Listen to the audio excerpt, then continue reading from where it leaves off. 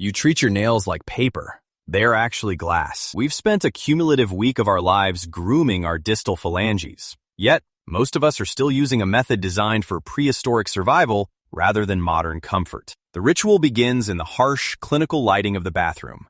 We sit hunched on the edge of the tub, peering closely at a dry, brittle fingernail. The jaw of the standard metal clipper opens wide like a chrome shark, ready to strike. You press the cold steel against the thumb, feeling the mechanical tension building in the lever. My God, it's so dry it's going to shatter like a dropped light bulb. I should have done this after the shower, but I'm a rogue agent of chaos. There is always this split-second internal debate of whether to soak them first or proceed with the emergency extraction. We look at the clock. I have exactly 30 seconds before I have to leave. If I don't do this right now, I will spend the entire afternoon meeting picking at this jagged hangnail until I slowly bleed out on the mahogany conference table. So, we press down.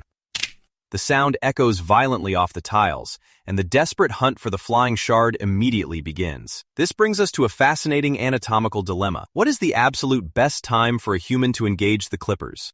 Option 1. When the nails are bone dry and brittle, ensuring a much cleaner, louder snap. Option 2. While bored during a long Zoom call, multitasking your grooming. Option 3. Right before bed, to avoid violently scratching the sheets in the middle of the night. 3, 2, 1. Option 4.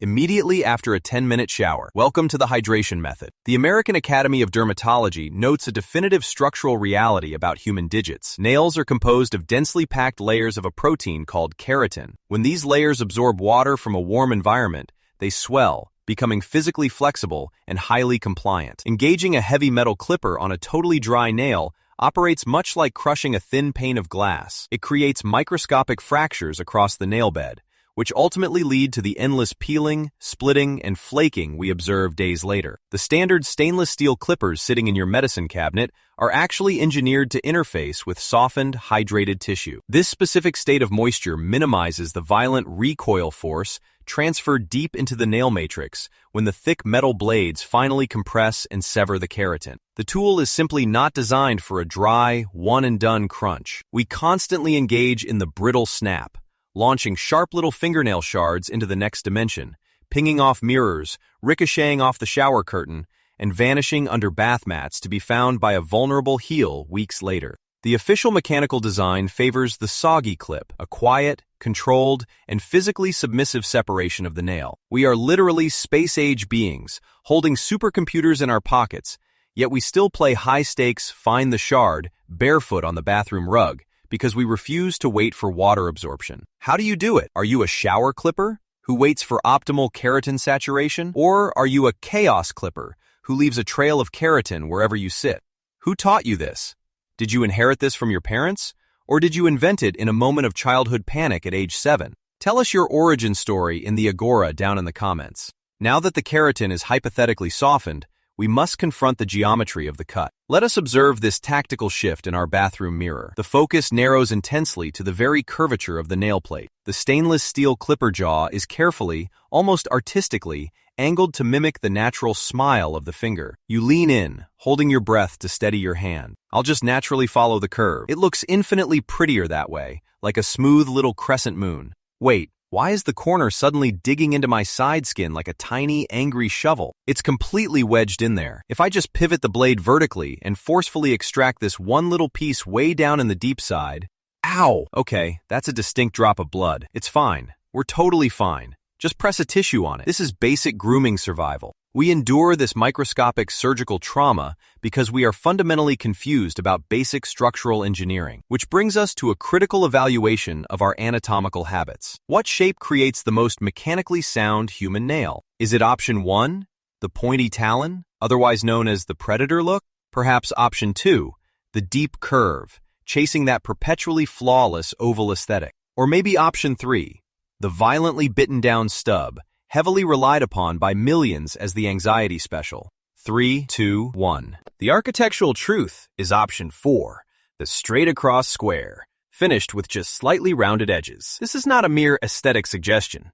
It is a biological mandate. The evolutionary developers of the human nail designed the dense sidewalls of your finger specifically to act as physical tracks, guiding the rigid nail's growth safely outward. When we aggressively angle our clippers to carve out those deep side corners, we literally derail the track. Curving the cut fundamentally encourages the sharp keratin plate to grow directly into the surrounding soft tissue, actively creating the deeply unpleasant, throbbing biological event known as the ingrown crisis. Yet, we relentlessly carve out these artificial moons until our fingertips resemble smooth, shiny jelly beans.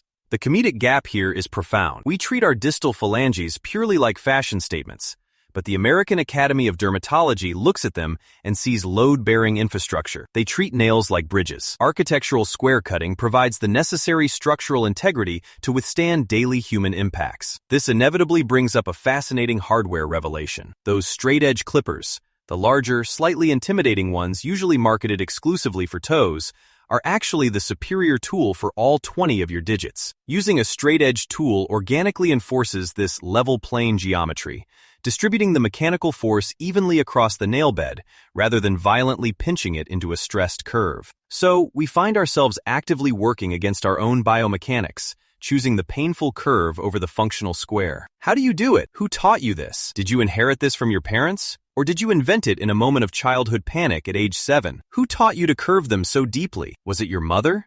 A 90s magazine? Or did you just assume fingers were round, so nails must be too? Whichever path led you to the deep curve, it inevitably brings us to the final phase of the keratin crunch. We now face the aftermath, the jagged edge. You rub your newly clipped index finger across your favorite cotton t-shirt, and you feel the sudden, catastrophic resistance. It snags. It is the ultimate betrayal of the entire grooming ritual. You lift your hand to the harsh bathroom light and inspect the physical damage. My God, it's not a fingernail anymore. It's a microscopic saw blade. I'll just use my incisors to quickly bite the edge and smooth it out. No, wait, stop. That's exactly how we enter the stub phase and wake up tomorrow with a throbbing, infected thumb.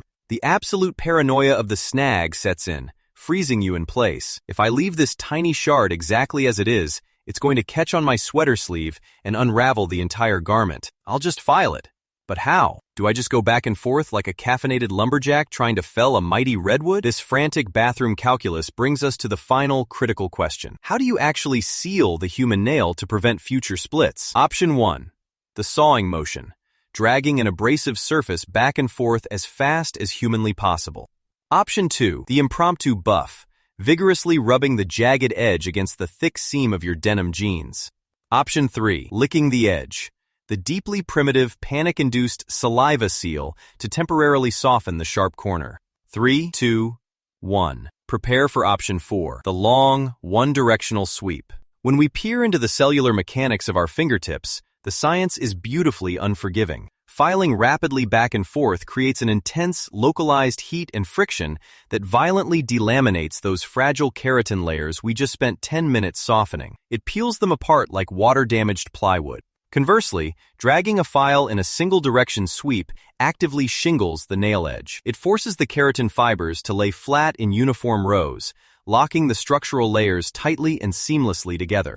This is the exact biomechanical reason why dense glass files are considered the final boss of distal phalanx maintenance. They are chemically designed to permanently close off the keratin cells rather than mercilessly shredding them apart. But look at our actual, unpolished human behavior. We are hyper-advanced beings who will happily drop $1,000 on a titanium smartphone. But when it comes to finalizing the structural integrity of our own bodies, we grab a 50-cent bent piece of pink sandpaper from a dusty drawer and violently saw at our fingertips like we're desperately trying to start a friction fire in the wilderness. The official biological requirement is a graceful, one-way glide of completion. Our actual habit is a frantic, destructive woodshop project. So, I leave you with the ultimate question for the Agora. Do you actually own a proper file? Or do you genuinely consider the coarse side of your pants a completely valid grooming tool?